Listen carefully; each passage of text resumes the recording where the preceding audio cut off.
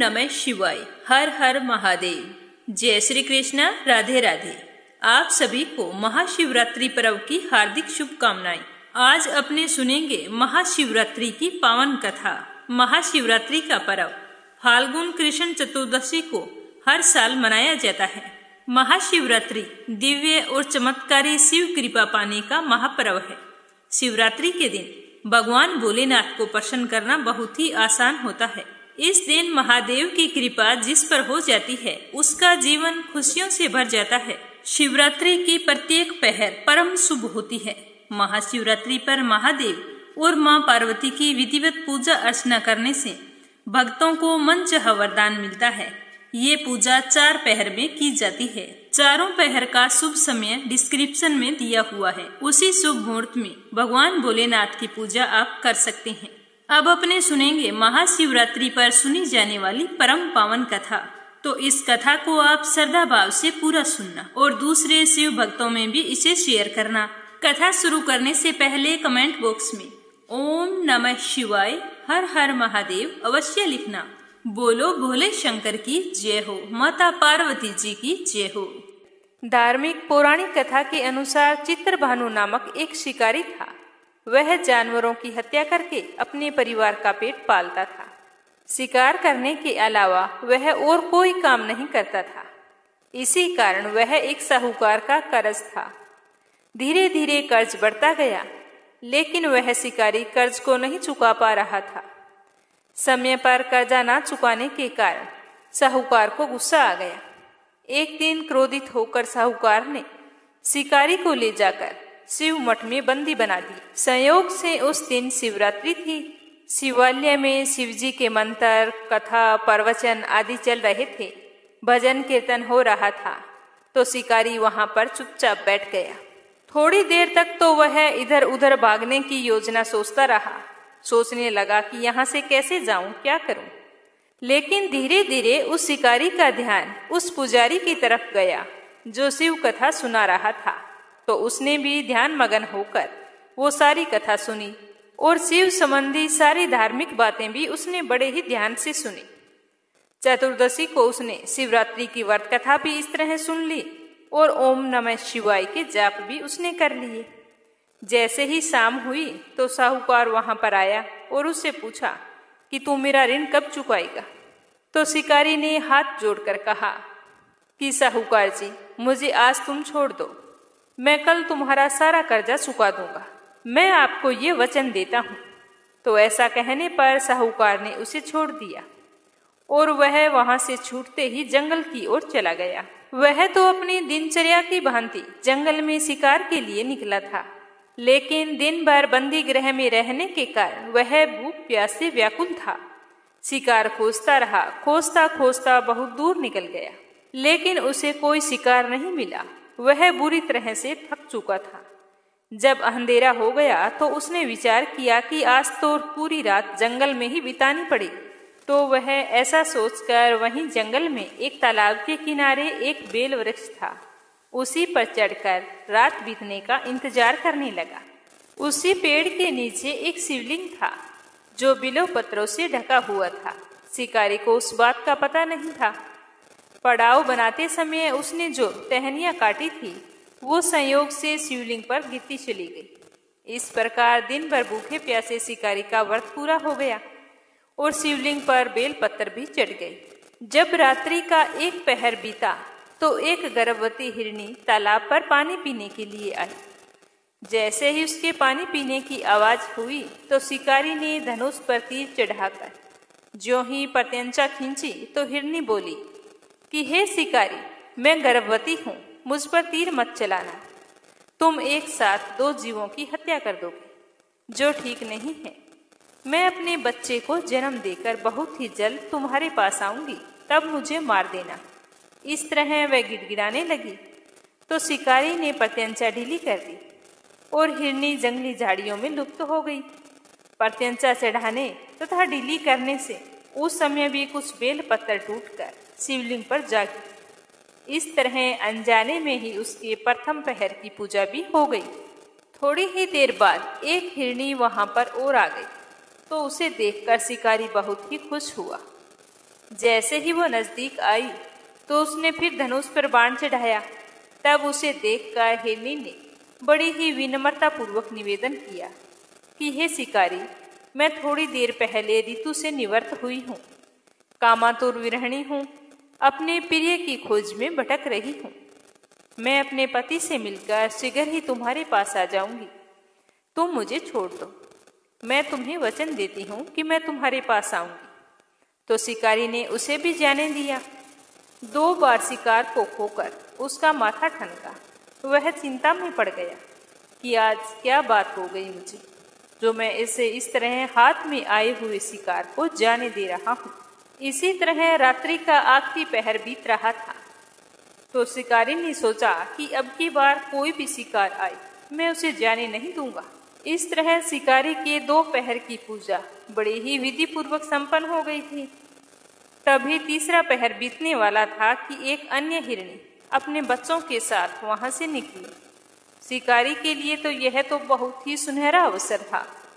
तो उसने जल्दी से धनुष पर तीर चढ़ाया और वह तीर छोड़ने ही वाला था कि हिरनी देखकर बोली कि हे शिकारी, मैं इन बच्चों को इनके पिता के हवाले करके लौट आऊंगी। इस समय तुम मुझे मत मारो, मैं तुम्हें वचन देती हूँ कि मैं लौट कर आऊंगी।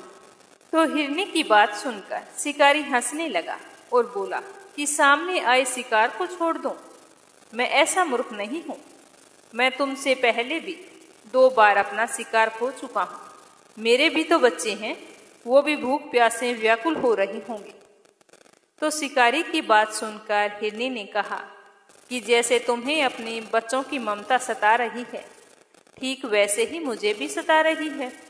हे शिकारी, मेरा विश्वास करो, मैं अपने बच्चों को इनके पिता के पास छोड़कर तुरंत लौट आऊंगी।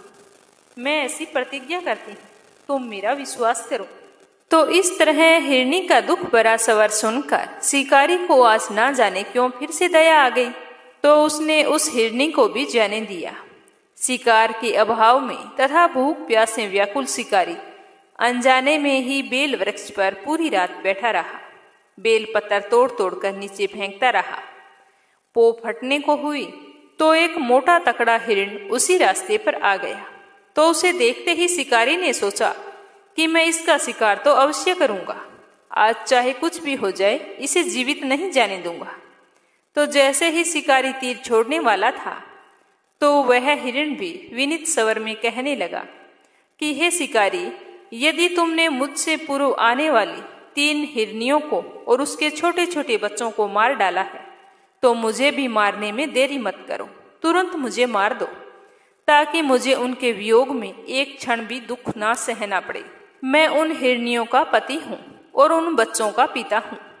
यदि तुमने उसे जीवन दान दिया है तो मुझे भी कुछ क्षण का जीवन दान देने की कृपा करो।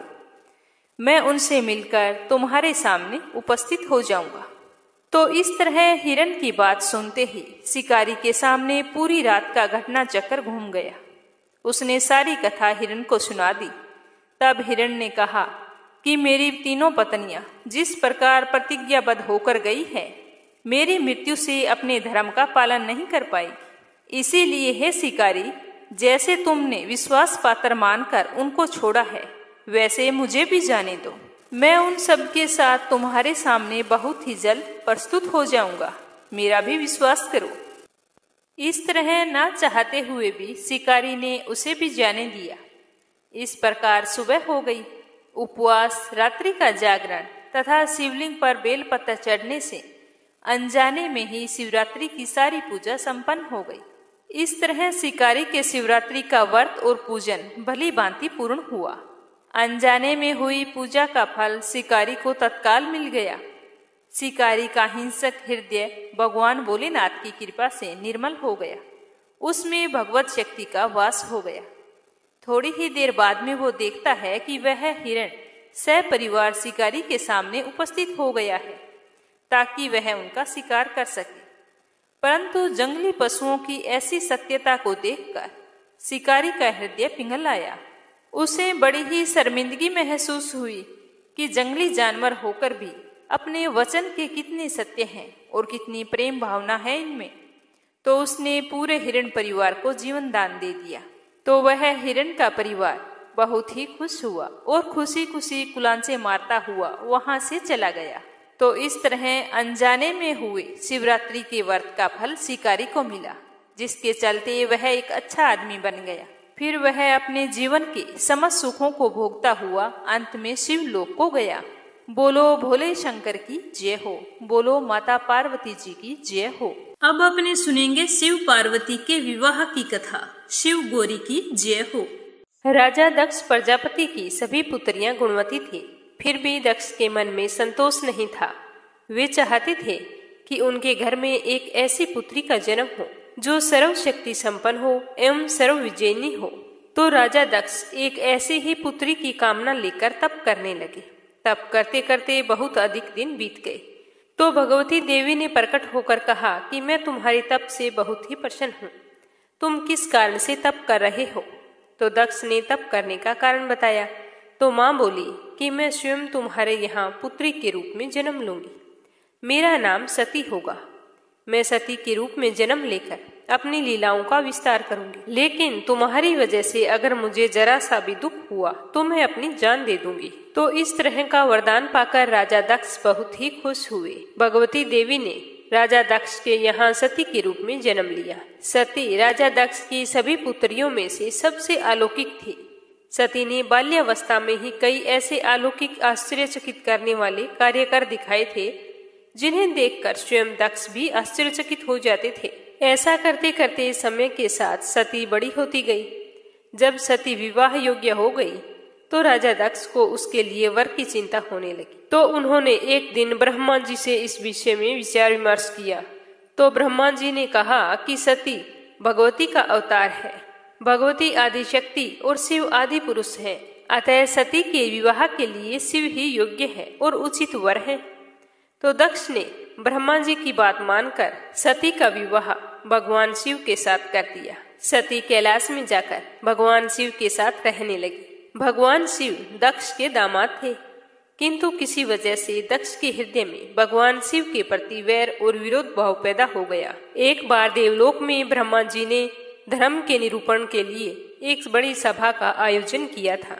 सभी बड़े बड़े देवता इस सभा में एकत्रित हुए थे। भगवान शिव भी इसी सभा में बैठे थे।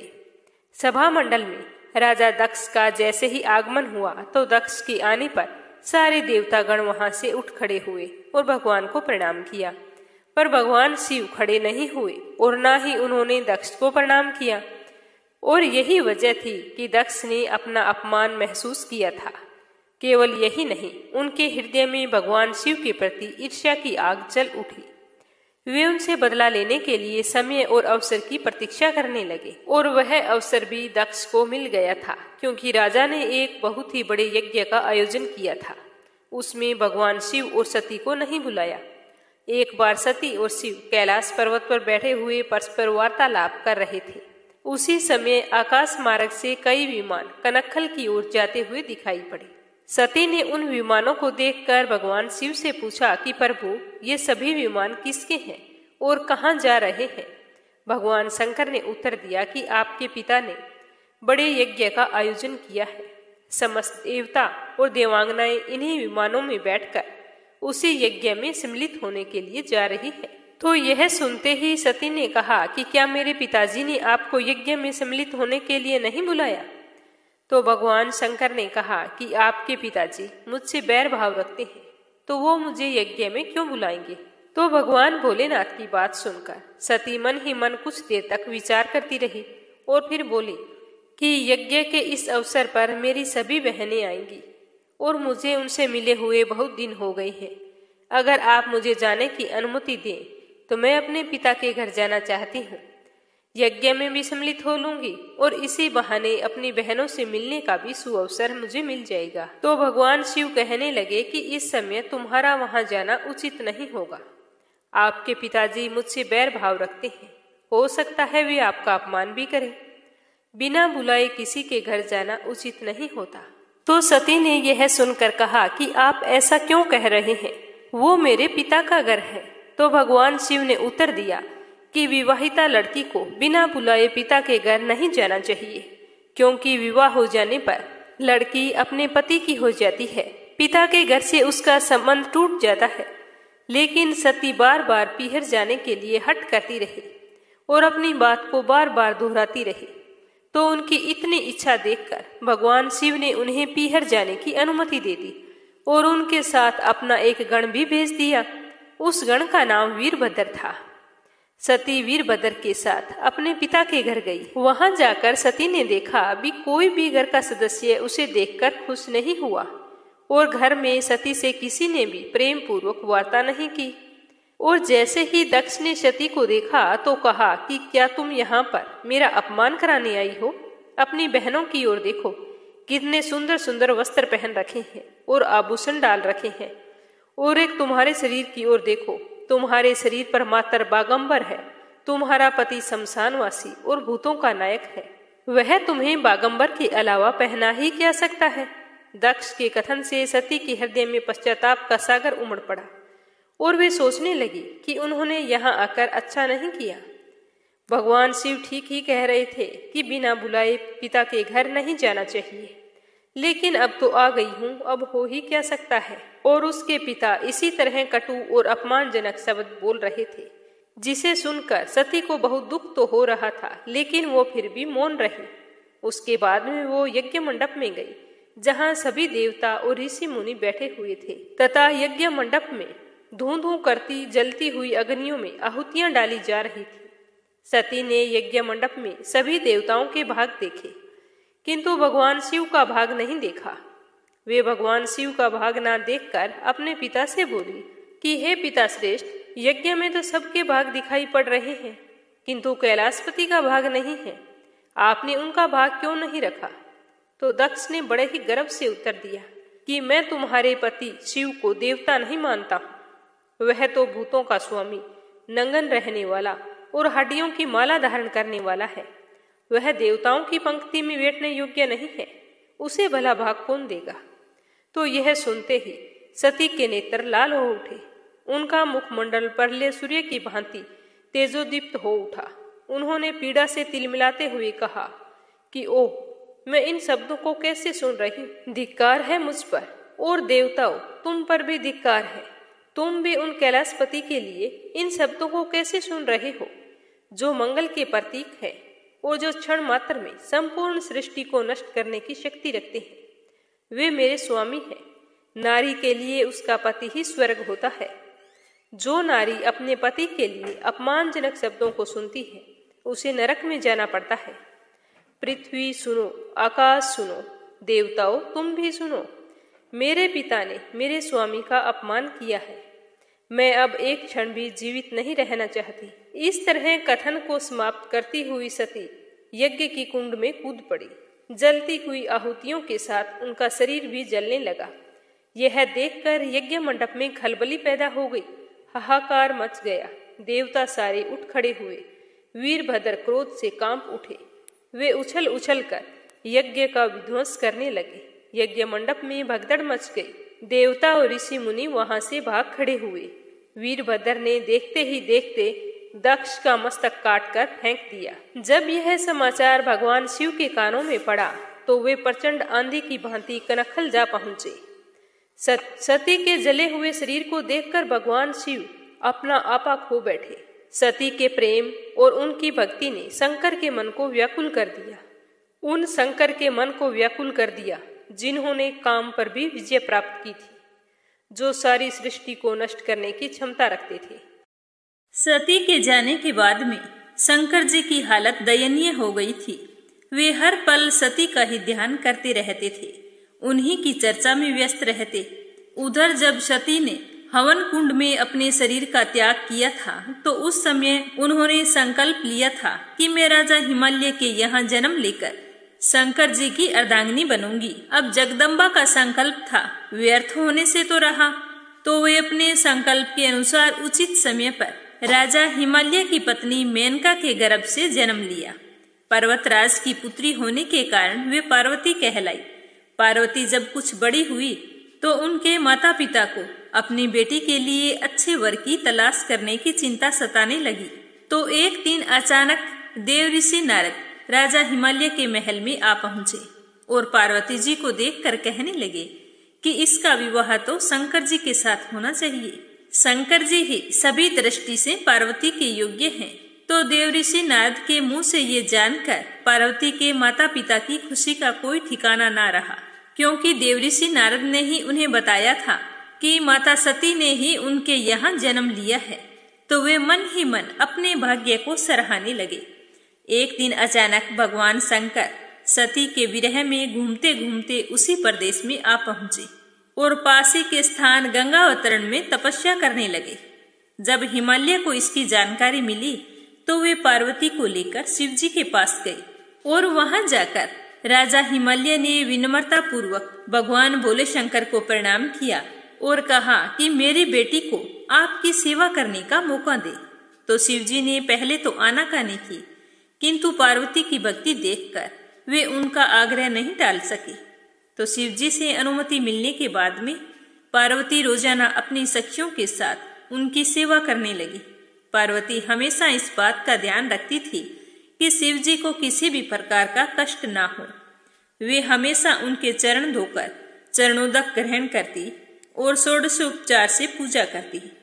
इस तरह पार्वती को भगवान शंकर की सेवा करते करते बहुत समय बीत चुका था, किंतु पार्वती जैसी सुंदर लड़की से इस प्रकार एकांत में सेवा लेते रहने पर भी शंकर जी के मन में कभी भी विकार नहीं हुआ।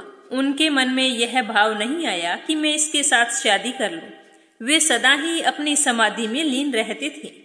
और उधर देवताओं को तारक नाम का एक असुर बड़ा ही दुख देने लगा था। तो सारे देवता मिलकर ब्रह्मा जी के पास गए।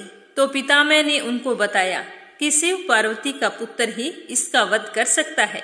तो सारे देवी देवता शिव पार्वती के विवाह की चेष्टा करने लगे।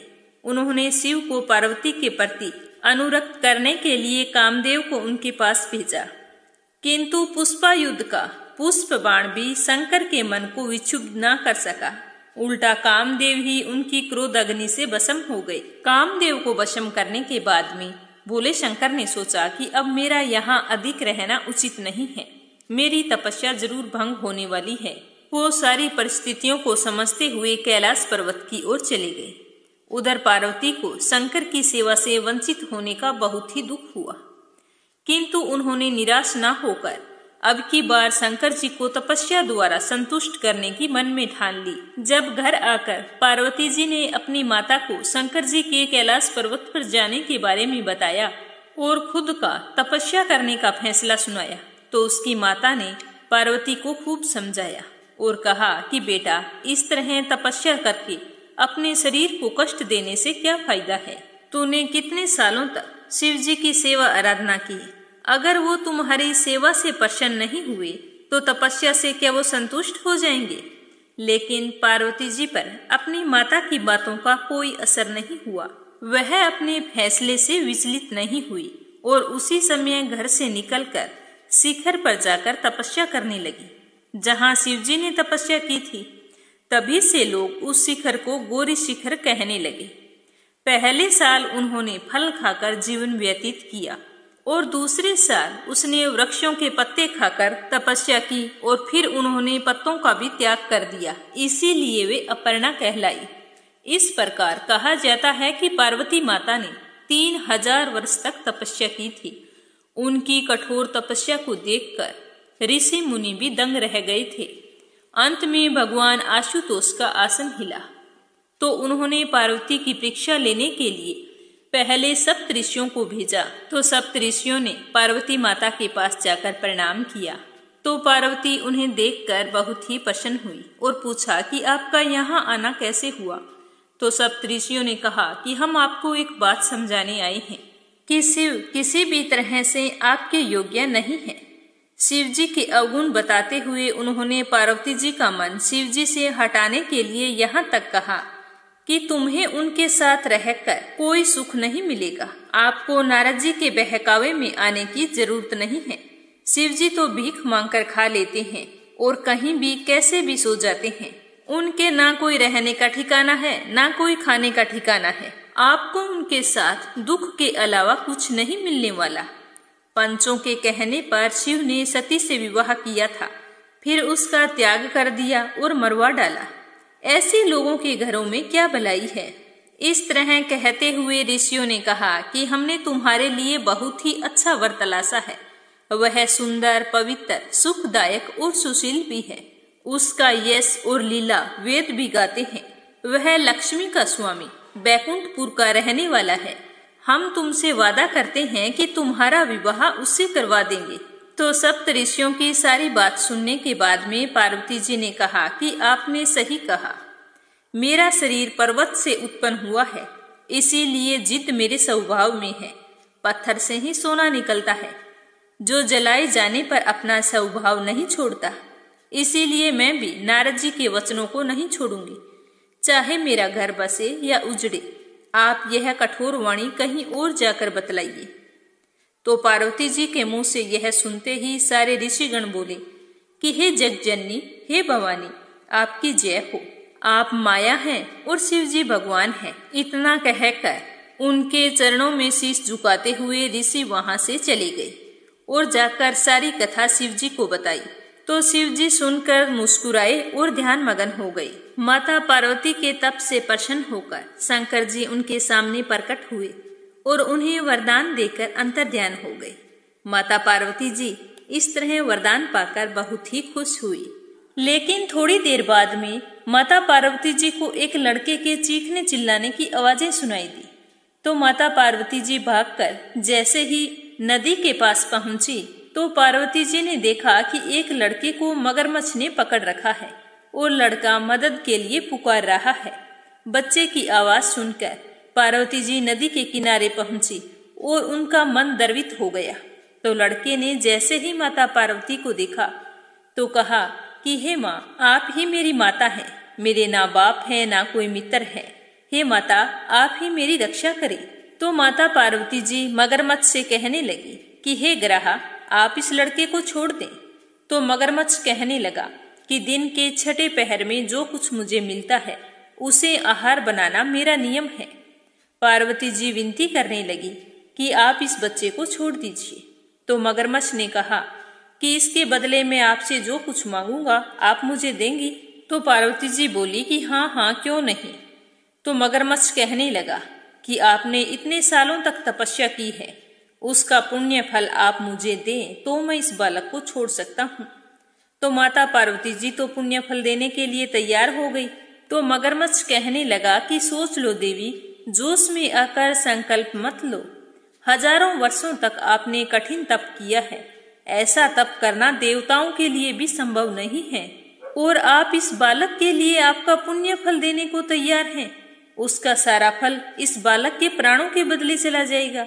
तो मगरमच्छ की बात सुनकर पार्वती जी कहने लगी कि मेरा निश्चय पक्का है, मैं तुम्हें अपने तप का फल देती हूँ, तुम इसे जीवन दान दे दो।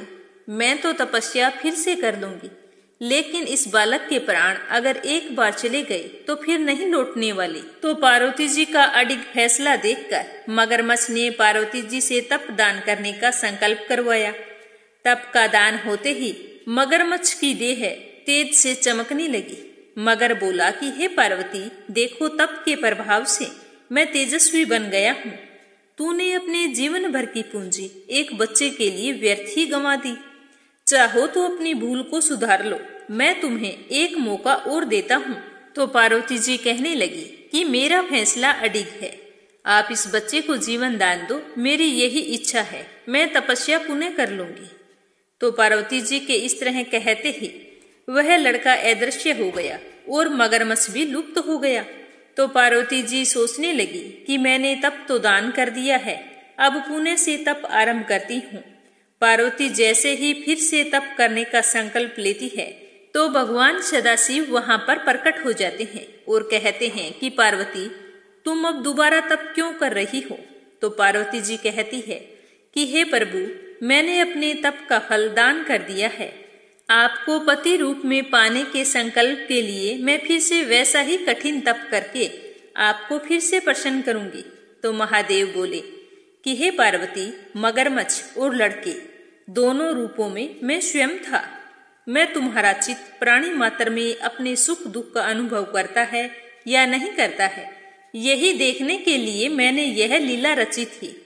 अनेक रूपों में दिखने वाला मैं एक ही हूँ। मैं अनेक शरीरों से अलग निर्विकार हूँ। तुमने अपना तप मुझे ही दिया है, इसीलिए अब तुम्हें और तप करने की जरूरत नहीं है। तो यह सुनकर पार्वती जी बहुत ही प्रसन्न हुई और महादेव को प्रणाम करके प्रसन्न मन से विदा किया और स्वयं अपने घर लौट आई। घर आकर अपने माता पिता से सारा वृतांत कह सुनाया।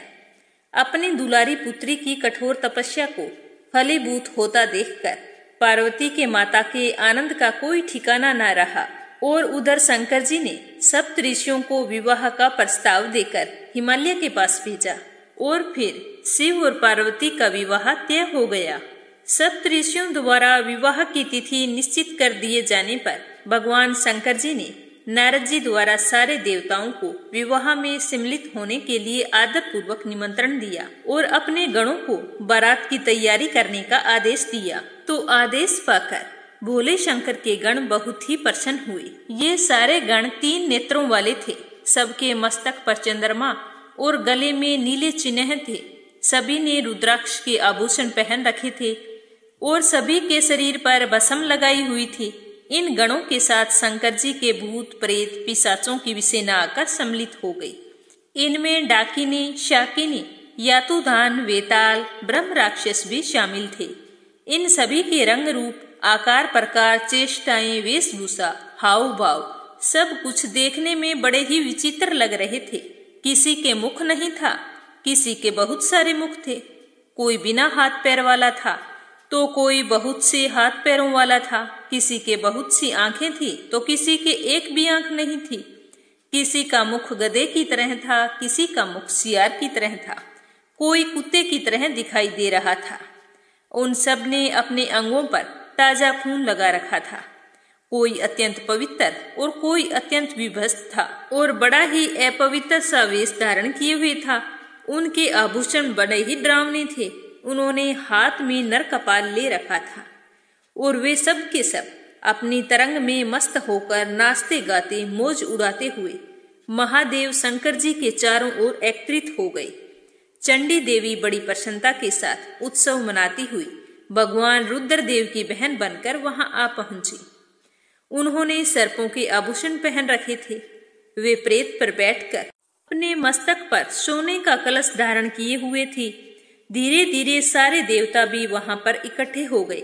उस देव मंडली के बीच में भगवान श्री हरि विष्णु गरुड़ पर विराजमान थे। पितामह ब्रह्मा जी उनके पास में मूर्तिमान वेदों, शास्त्रों, पुराणों, आगमों, सनकाद, महासिद्धों, प्रजापतियों, पुत्रों तथा कई परिजनों के साथ वहां पर उपस्थित थे। देवराज इंद्र भी कई आभूषण पहनकर अपने ऐरावत गज पर आकर वहां आ पहुंचे। सभी प्रमुख ऋषि वहां आ गए थे। तुम्बुरु, नारद, हाहा, हुहु आदि श्रेष्ठ गंधर्व तथा किन्नर भी शिव जी की बारात की शोभा बढ़ाने के लिए वहां आए हुए थे। इनके साथ ही सभी जगमाताएं, देव कन्याएं, देवियां तथा पवित्र देवांगनाएं भी वहां पर आई हुई थी। उन सभी के पहुंचने के बाद में भगवान शंकर जी अपने सकुटिक जैसे उज्जवल सुंदर वृषभ पर सवार होकर रवाना हो गए। दूल्हे के वेश में शिव जी की शोभा निराली ही छटक रही थी। इस दिव्य और विचित्र बारात के प्रस्थान के समय डमरुओं के डमडम, शंखों के गंभीर नाद, ऋषि महर्षियों के मंत्रोच्चारण, यक्षों, किन्नरों, गंधर्वों के सरस गायन और देवांगनाओं के मनमोहक नृत्य और मंगल गीतों की गूंज से तीनों लोक परिव्याप्त हो उठे। उधर हिमालय ने विवाह के लिए बड़ी धूमधाम से तैयारियां की थी और शुभ लगन में शिव जी की बारात हिमालय के द्वार पर जा पहुंची।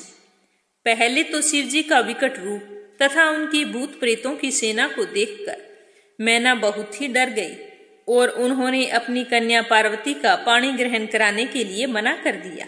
लेकिन जब उन्होंने शंकर जी का करोड़ों कामदेवों को लज्जाने वाला बहुत ही सुंदर रूप देखा तो वे देह गेह की सुधि भूल गई और शंकर जी के साथ अपनी कन्या का विवाह करने के लिए तैयार हो गई। और उसके बाद शंकर जी और पार्वती जी का विवाह बड़ी ही धूमधाम से संपन्न हुआ। कहा जाता है कि शिव पुराण की रुद्र संहिता के अनुसार शिव जी का विवाह मार्गशीर्ष माह के कृष्ण पक्ष की द्वितीया तिथि को हुआ था और फाल्गुन माह के कृष्ण पक्ष की चतुर्दशी तिथि को भगवान शिव ने करोड़ों सूर्य के समान प्रभाव वाले ज्योतिर्लिंग के रूप में प्रकट हुए थे।